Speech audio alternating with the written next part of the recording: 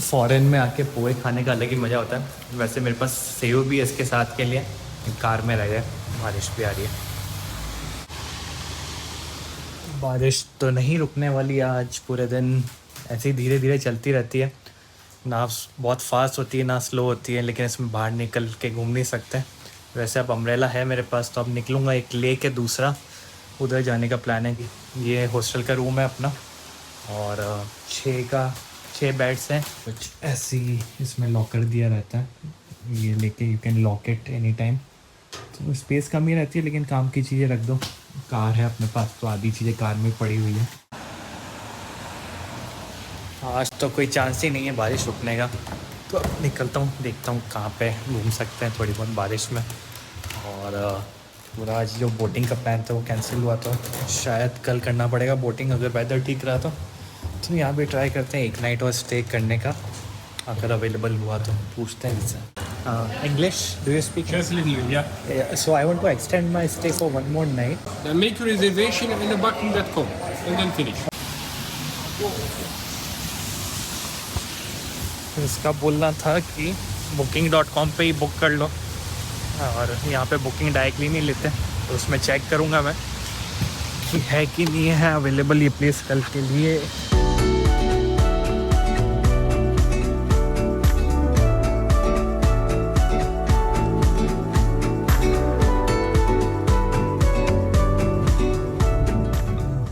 बारिश में तो और सब और ब्यूटीफुल हो जाता है सही में। बस गाड़ी में बैठ के घूमते रहो, ऐसा लगता है। मस्त है। तो चल रहा था कोई डेस्टिनेशन पे, रूट इतने प्यारे हैं यहाँ पे। जो भी 10-20 किलोमीटर की रेंज में है, ये 400 मीटर्स पे आ रहा है, लेकिन यहाँ है क्या वो दिखना पड़ेगा। तो आसपास जो भी दिखा रहा है गूगल में, एक्चुअली मैं अट्रैक्शंस करके डालता हूँ, जो भी वो अच्छी रेटिंग दिखती है उसके हिसाब से पहुँच जाता हूँ। ये तो रूट बहुत प्यारा है, ये देखो।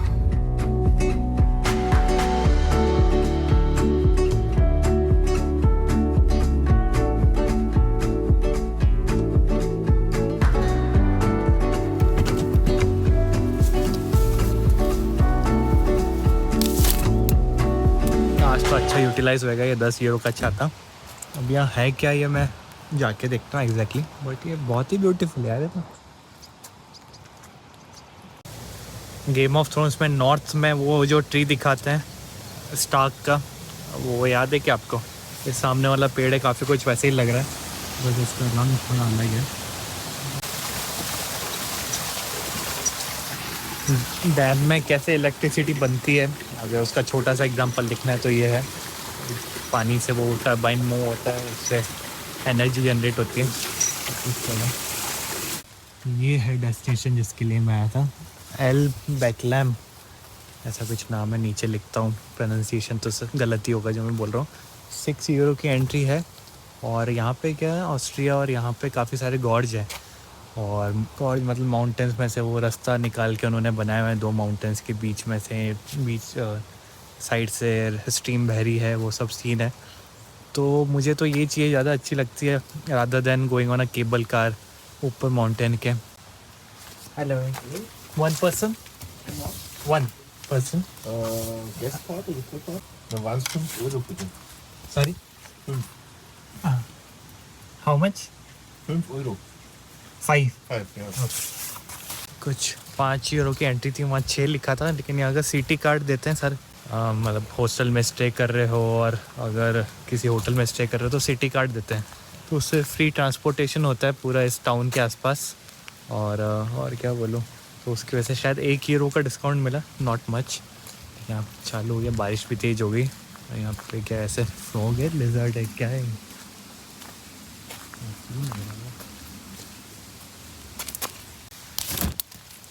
तो ये हॉस्टल में कल पता पड़ा कि कुछ यहाँ पे जर्मनी पास के बारे में सब बात कर रहे थे। तो एक पास लास्ट 3 मंथ से वैलिड था, आज 31 अगस्त है, आज वो लास्ट डे है उस पास का। कुछ 3 महीने से कोई भी टूरिस्ट, कोई भी जर्मन या कोई से भी कंट्री का कोई भी आदमी यहाँ पे 9 यूरो में पास खरीद सकता था, और वो 3 महीने तक जर्मनी में कहीं पे भी ट्रैवल कर सकता था उनकी ट्रेन से। लोगों को घर से बाहर निकालने में, कोविड के बाद टूरिज्म प्रमोट करने में।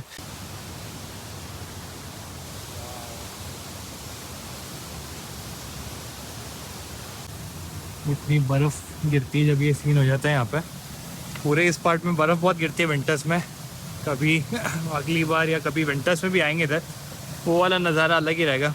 थोड़ा सा ठंड की आदत डालनी पड़ेगी मुंबई में रह के, और फिर आ सकते हैं यहाँ पर ठंड पे बर्फ़ के बीच में।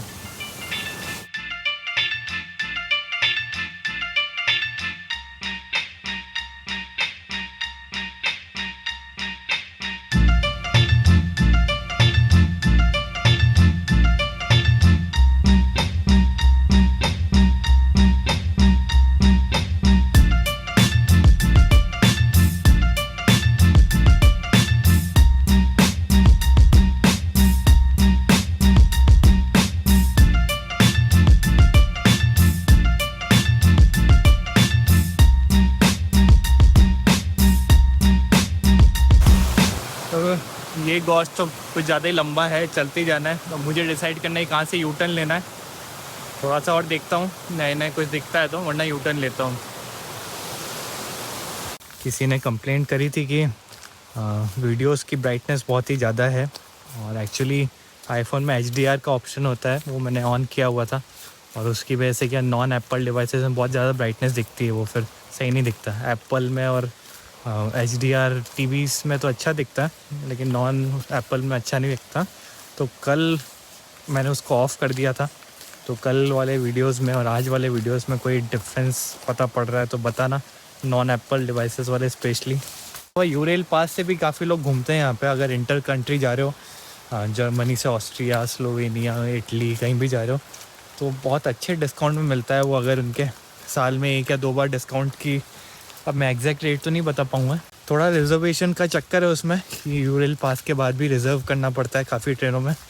तो अगर वो यूरेल पास से कर रहे हो तो वो पता कर लेना। मैंने अभी तक ज़्यादा रिसर्च नहीं करी, क्योंकि शायद नेक्स्ट टाइम मैं यूरेल पास से ट्रैवल करूं, अभी तो नहीं। मेरे ख्याल से ऐसे लिजर्ड है अंदर, जगह जगह दिया हुआ है। उसका नाम क्या है, पॉइजनस है कि नहीं पता नहीं। क्या है, पूरा ही ऑस्ट्रियन में लिखा हुआ है। 50 ग्राम की होती है, बस ये समझ में आया। 20 सेंटीमीटर्स की होती है। उसके अलावा क्या है, ये जहर लिखा हुआ है कि क्या लिखा हुआ है।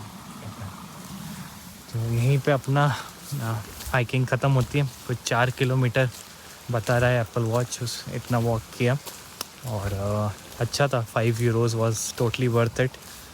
और मुझे लग रहा था बारिश में आऊँ या नहीं आऊँ, बंद होगा कि ज़्यादा पानी गिर रहा होगा, लेकिन अच्छा हुआ आ गया। टूरिस्ट कम थे, बारिश थी इसलिए, और it was totally worth 5 euros. Thank you. तो ये जो शैले वेल है, पता क्या बुकिंग का होता है क्या, ये सब आपको उसमें नहीं मिलेंगे जो अपन इंडिया से बुक करते हैं ना, booking.com। और यहाँ पे इनकी खुद की पर्सनल होता है वेबसाइट है एक, शैले के नाम से, या यहाँ की लोकल कंपनी बुक करती है ये सब। स्विट्ज़रलैंड में लॉटरब्रुनन में किया था एक बुक काफ़ी सारी 2018 में, तो उसमें भी वही था कि उनके जो लोकल वेबसाइट थी उसके थ्रू ही शैलेस बुक कर सकते हैं। तो थोड़े बहुत शैलेस मिलते हैं इन पे booking.com और एगोडा पे, बट काफ़ी सारे नहीं भी मिलते हैं। उसके लिए फिर आपको मेरे ख्याल से गूगल मैप पे जाके कोई पर्टिकुलर शैले पे क्लिक करके उनकी वेबसाइट ढूंढ के फिर उसके थ्रू बुक करना पड़ेगा। तो it's not easy to book all this. काफ़ी सारे टाइम तक बुक भी रहते हैं पहले भी, और मेरे ख्याल से काफ़ी एक्सपेंसिव भी है। रेट तो नहीं पूछा मैंने, आई एम श्योर कुछ 20-25 हज़ार पर नाइट का होगा। मुड़ गया तो क्या हो गया, what kind of bird is that. सुहाना सफ़र और ये मौसम हंसी। तो मैंने रफ प्लान है वैसे, अभी कहाँ घूमूंगा आगे क्या है ऐसा कुछ है नहीं फिक्स। अगर थोड़ा सा मैप में दिखा के समझाऊँ तो म्यूनिक से मैंने स्टार्ट किया था गाड़ी लेके, उसके बाद मैं इधर आया था बर्चेस्टेसगेडेन, और यहाँ से वॉल्फगेंसी जो ऑस्ट्रिया में पड़ता है, शायद नेक्स्ट स्टॉप वहाँ पे होएगा। उधर हॉलस्टाड तो घुमा हुआ है, हॉलस्टाड के आसपास 1-2 जगह काफ़ी सही लगी मुझे। वहाँ के बाद I might go to Slovenia, और स्लोवेनिया में 2 दिन रुक के और देख के I again come back to Austria, Zell am See के साउथ साइड में। वहाँ से I go to Dolomites Italy में, क्योंकि वहाँ से बॉर्डर पास में ही है। डोलोमाइट्स में थोड़े दिन रुक के आई कम टू इंसब्रुक, और इंसब्रुक में भी थोड़ा सा आसपास का एरिया देख के आई विल गो टू लिechtenstein, जो इंसब्रुक के पास है, अनदर कंट्री है। और वहाँ से स्विट्ज़रलैंड का प्लान है कि स्विट्ज़रलैंड का थोड़ा सा पार्ट 1 दिन या 2 दिन देख के and then I will come to the again Bavaria side, ये वाली लोकेशन है वो देख के and then I will come back to Munich में अक्टूबर फेस्ट का अगर ठीक लगा वो अटेंड करना, वो करके 2 दिन का and then I will fly back to India on 20th September। तो कुछ ऐसा रहा इस गॉज का एक्सपीरियंस। और ये मेरा 3rd टाइम था किसी गॉज में। इंटरलैकन के आसपास में एक आरे गॉज है, वो गया था मैं 2018 में। फिर 2019 में ऑस्ट्रिया में जेलम सी के पास में एक था, दोनों अच्छे थे। ये 3rd भी अच्छा है। निकलते हैं आगे का प्लान करते हैं, कोई प्लान नहीं अभी तो।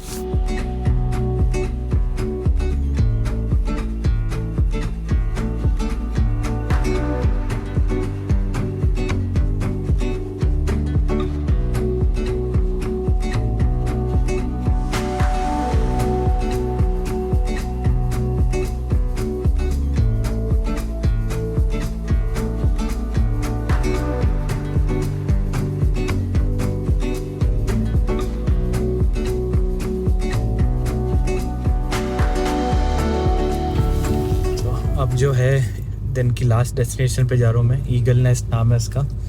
काफ़ी हिस्ट्री है इसकी और काफ़ी हाइट पे, ये व्यू बहुत अच्छा है इधर से। ज़्यादा कुछ तो फिर वहाँ पहुँच के बताता हूँ डिटेल में। बाकी रास्ता बहुत पहाड़ी वाला है, अच्छा रास्ता है, मज़ेदार।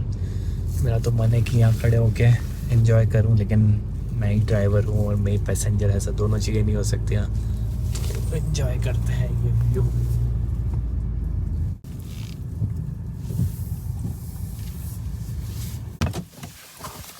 चल ही रही है बारिश, रुकने का नाम नहीं ले रही। तो ईगल नेस्ट जो है, वैसे आज बारिश है इसलिए कुछ इनका हिसाब किताब पता नहीं। यहाँ से बस स्टार्ट होती है, ये इनका पार्किंग प्लेस है। बस लेके जाती है आपको उस माउंटेन के टॉप पे कुछ 5 किलोमीटर, फिर एक टनल क्रॉस करते हो आप, फिर एक एलिवेटर पकड़ के और माउंटेन के ऊपर जाते हो, और फिर वो ईगल नेस्ट है जो हाईएस्ट पॉइंट है इस एरिया का।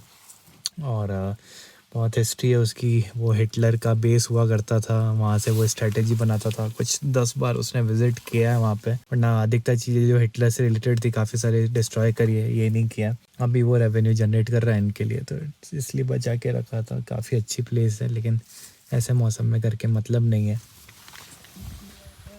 बारिश ही आ रही है, इधर से व्यू दिखाता हूँ, थोड़ा सा बारिश रुक जाए।